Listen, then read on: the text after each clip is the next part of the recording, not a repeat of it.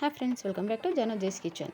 ನಿಮಗೇನಾದರೂ ನಮ್ಮ ಚಾನಲ್ ಇಷ್ಟ ಆದರೆ ಲೈಕ್ ಆ್ಯಂಡ್ ಸಬ್ಸ್ಕ್ರೈಬ್ ಮಾಡಿ. ಫೇಸ್ಬುಕ್ಕಲ್ಲಿ ನೋಡ್ತಾ ಇದ್ರೆ ಫಾಲೋ ಮಾಡಿ. ಬನ್ನಿ ಫ್ರೆಂಡ್ಸ್, ಚುರುಮುರಿ ತಿಂದಿರ್ತೀರ, ಪಾನಿಪುರಿ ತಿಂದಿರ್ತೀರ, ಯಾವಾಗಲಾದರೂ ಪಾನಿಪುರಿ ಬೇಲ್ ತಿಂದಿರ್ತೀರಾ? ಬನ್ನಿ ಹೇಗೆ ಮಾಡೋದು ಅಂತ ನೋಡೋಣ. ಒಂದು ಮಿಕ್ಸಿ ಜಾರ್ ತೊಗೊಳ್ಳಿ, ಅದಕ್ಕೆ ಒಂದು ಸ್ವಲ್ಪ ಜಾಸ್ತಿನೇ ಕೊತ್ತಂಬರಿ ಸೊಪ್ಪು, ಪುದೀನ ಮತ್ತು ಹುಣಸೆ ಹಣ್ಣು, ಹಾಗೆ ರುಚಿಗೆ ತಕ್ಕಷ್ಟು ಉಪ್ಪು ಮತ್ತು ಒಂದು ಸ್ವಲ್ಪ ಸಕ್ಕರೆ ಇಲ್ಲ ಬೆಲ್ಲ, ಹಾಗೆಯೇ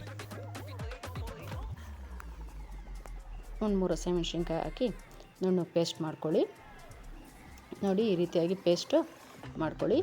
ಹಾಗೆಯೇ ಒಂದು ಬೌಲ್ಗೆ ಕಡಲೆಪುರಿ ತೊಗೊಳ್ಳಿ. ಕಡಲೆಪುರಿ ಫ್ರೆಶ್ ಆಗಿರಬೇಕು ಫ್ರೆಂಡ್ಸ್, ಗರಿ ಗರಿ ಅಂತ ಇರಬೇಕು, ಮೆತ್ತಗಾಗಿದ್ದರೆ ಚೆನ್ನಾಗಿರಲ್ಲ.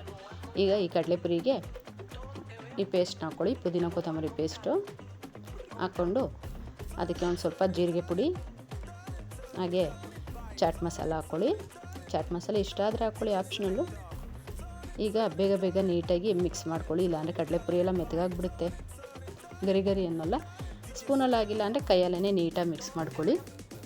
ಬಟ್ ಬೇಗ ಬೇಗ ಮಾಡ್ಕೋಬೇಕು, ಇಲ್ಲಾಂದರೆ ಕಡಲೆಪುರಿ ಎಲ್ಲ ಮೆತ್ತಗಾಗೋಗುತ್ತೆ, ತಿನ್ನೋಕ್ಕೆ ಚೆನ್ನಾಗಿರೋದಿಲ್ಲ. ಈಗ ನೀಟಾಗಿ ಮಿಕ್ಸ್ ಆದಮೇಲೆ ಮೇಲೊಂದು ಸ್ವಲ್ಪ ಸೇವ್ ಹಾಕ್ಕೊಳ್ಳಿ. ಹಾಕ್ಕೊಂಡು ಒಂದ್ಸಲ ಮಿಕ್ಸ್ ನೀಟಾಗಿ ಒಂದು ಒಳ್ಳೆ ಮಿಕ್ಸ್ ಕೊಟ್ಟರೆ panipuri bhel ready friends.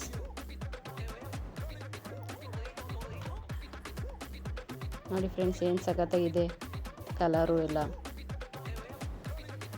Taste ಮಾಡೋಣವಾ? ಸೂಪರಾಗಿದೆ ಫ್ರೆಂಡ್ಸ್.